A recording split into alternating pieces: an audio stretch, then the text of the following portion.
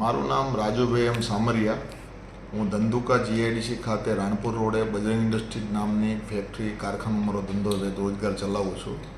ગઈ તારીખ 17/7/2025ના રોજ 5 આરોપી મારા ગોડાઉનમાં તીક્ષ્ણ હથિયાર એટલે કોર્સ લઈને ગેરકાયદેસર રીતે ઘૂસી અને મારા પ્રિમાઇસીસમાં આવી લેડી તથા જેન્ટ્સ મારા સ્ટાફ તથા મારા શાળાનો દીકરો અભય અને મારા દીકરાને જાતિ વિશે ગાળો આપી અને મા બેન સમયે ગાળો આપી અને મારી પાર્કિંગમાં પડેલી ફોર્ચ્યુનર કારને કોસ વડે નુકસાન પહોંચાડેલ, હોન્ડાને મારા કારીગરના હોન્ડાને બી કોસ વડે તીક્ષ્ણ હથિયાર વડે નુકસાન પહોંચાડેલ અને આ લોકોને આ બધી વસ્તુની ટોટલ સીસીટીવી ફૂટેજ હોવા છતાં પોલીસને હું 17/7/2025ના ત્યાં જે તે અધિકારીને ફરિયાદ દેવા ગયેલ પણ તે સમયે ફરિયાદ નહોતી લીધી।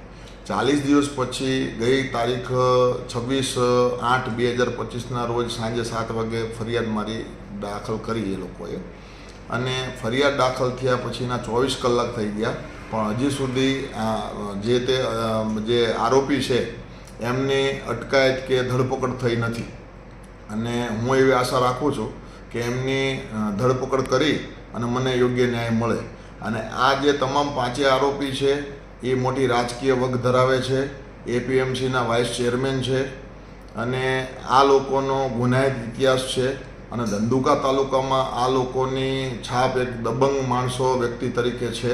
એટલે જેથી કરીને રાજકીય વગના કારણે જે તે અધિકારીએ આ 40 દિવસ પછી ફરિયાદ લીધી દબાણમાં આવીને એટલે એ મને જાણવા મળેલું પણ હવે જે થયું હવે મને ન્યાય અપાવવા વિનંતી।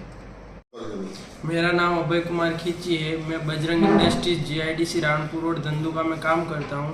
1.5 वर्ष से यहाँ पे काम कर रहा हूँ। 17/7/2025 को बना हुआ उसमें मेरे को 5 लोग मारने आए थे। उसमें जाति विरोध और गाली गलौज किया और मारा और जान से मारने की धमकी दी और माँ बहन समेत गाली दी गाली दी और धमकी दी।